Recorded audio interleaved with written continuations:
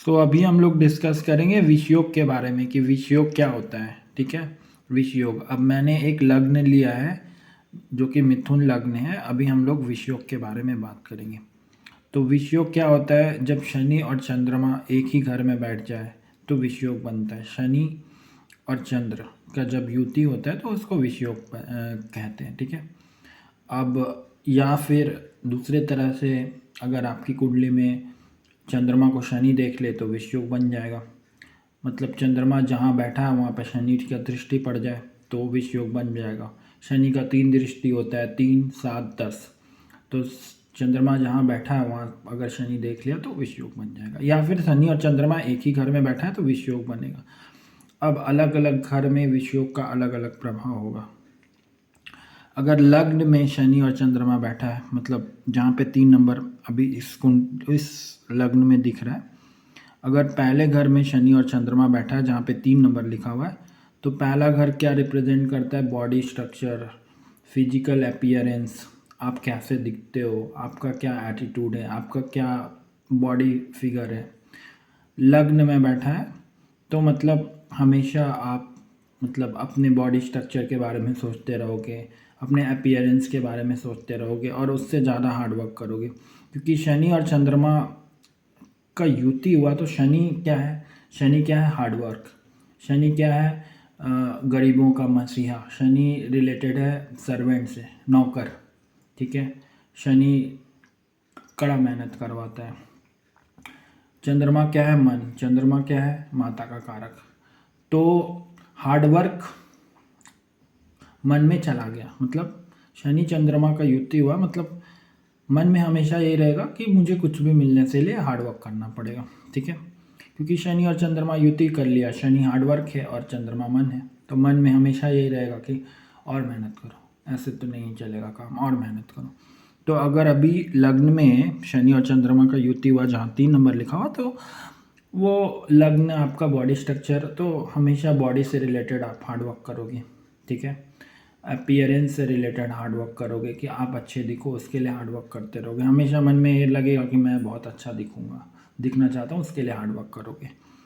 ठीक है। पूरा जीवन यही करोगे, बॉडी स्ट्रक्चर के लिए हार्ड वर्क, या फिर फिजिकल अपीयरेंस के लिए हार्ड वर्क, या फिर अपने आप के लिए हार्ड वर्क करोगे। लग्न अब जहाँ 4 नंबर लिखा हुआ है, मतलब दूसरे घर पे अगर शनि चंद्रमा का युति हुआ तब क्या रिजल्ट होगा? तब हार्ड वर्क करोगे क्योंकि दूसरा घर रिप्रेजेंट करता है लाभ को, तो जीवन में लाभ पाने के लिए हार्ड वर्क करोगे। आपको लगेगा कि ऐसे तो नहीं होगा, कुछ भी पाने के लिए हमको बहुत मेहनत करना पड़ेगा। और दूसरा घर लाभ का घर है, तो लाभ तभी होगा जब हार्ड वर्क करोगे। तृतीय घर में अगर शनि चंद्रमा का युति हुआ तो फिर तृतीय घर यंगर ब्रदर, यंगर सिस्टर के लिए रिप्रेजेंट करता है, तो अपने छोटे भाई बहन के लिए हार्ड वर्क करोगे। चतुर्थ घर में बैठा तो माता के लिए हार्ड वर्क करोगे, भूमि वाहन के लिए हार्ड वर्क करोगे, जमीन जायदाद के लिए बहुत हार्ड वर्क करना पड़ेगा। हो सकता है कोर्ट केस हो जाए, उसके बाद ज़मीन आपको मिले, तो उससे रिलेटेड हार्ड वर्क करोगे। पंचम में बैठा तो संतान के लिए हार्ड वर्क, मतलब संतान होने में बहुत मुश्किल होगा। ठीक है, होगा अभी तो संतान एक बात नहीं सुनने वाला है, उसके लिए बहुत ज़्यादा पापड़ बेलना पड़ेगा, उसको बहुत मनाना पड़ेगा, या संतान होने में ही बहुत प्रॉब्लम होगी। छठे घर में बैठा है तो फिर छठा घर होता है रोग ऋण शत्रु मुकदमा, तो रोग ऋण के लिए हार्ड वर्क। हमेशा लगेगा कि ये मुझे बीमारी है, अब इससे लड़ते रहूँगा, मैं कैसे लड़ूंगा, कैसे ठीक हूँगा, उसके लिए हार्ड वर्क करोगे। हमेशा लगेगा कि ये बीमारी कैसे ठीक हो जाए, पूरा जीवन में यही चलेगा, हार्ड वर्क। सप्तम में बैठा है, मतलब सप्तम घर पत्नी का होता है, तो पत्नी के लिए हार्ड वर्क। शादी होगा नहीं, शादी होने में 10 नखड़ा, शादी होने के बाद पत्नी का मैक्सिमम बात सुन के रहना पड़ेगा। डोमिनेट करना चाहोगे तो लड़ाई होगी। ठीक है। क्योंकि शनि चंद्रमा का युति सप्तम में है, मतलब आपका जो पिछला जन्म का कर्म है वो सप्तम भाव से रिलेटेड है, मतलब पत्नी से रिलेटेड है। तो बिजनेस में के लिए हार्ड वर्क, सप्तम का घर बिजनेस का भी होता है, तो बिजनेस के लिए हार्ड वर्क।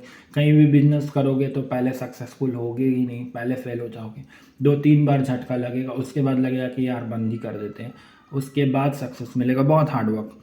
अष्टम में बैठा है तो मतलब जिंदा रहने के लिए हार्ड वर्क, क्योंकि अष्टम घर मारक है, तो जिंदा रहने के लिए हार्ड वर्क।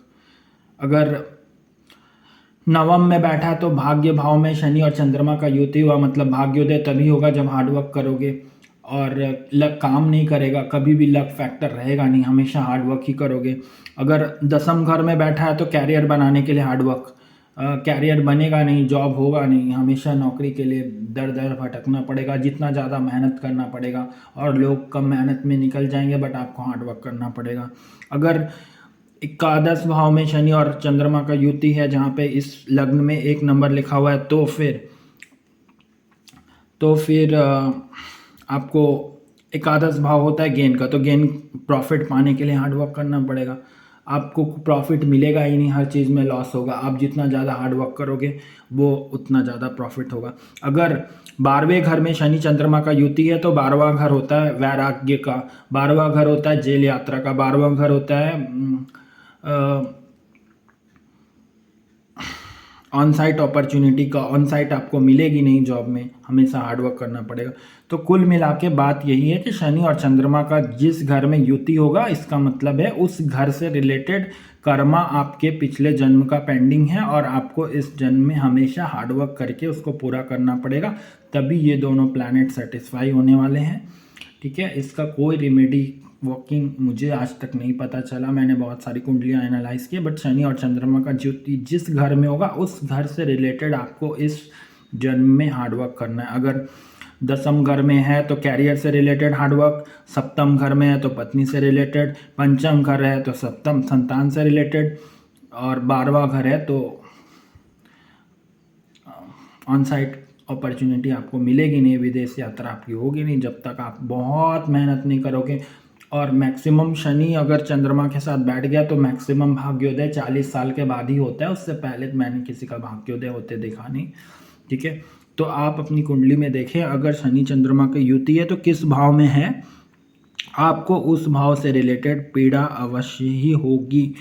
अब इसका रेमेडी क्या है? रेमेडी सिर्फ एक ही है, क्योंकि शनि और चंद्रमा जो हैं इनके गुरु महादेव हैं, तो महादेव की पूजा करें और महादेव का रुद्राभिषेक करें, शिवलिंग पे जल चढ़ाएं, दूध चढ़ाएं। और शनि और चंद्रमा की युति है तो ये चंद्रमा जो है वो दूध का कारक है, चंद्रमा राइस का कारक है, चंद्रमा जितनी सफ़ेद चीज़ें उनका कारक हैं। तो मतलब चंद्रमा अगर कमज़ोर है, पीड़ित है, तो उसका दान करें, सफ़ेद चीज़ का दान करें। और शनि अगर पीड़ित है तो शनिवार को हनुमान चालीसा पढ़ें। ये ओवरऑल विष योग का एनालिसिस था। Thank you for watching.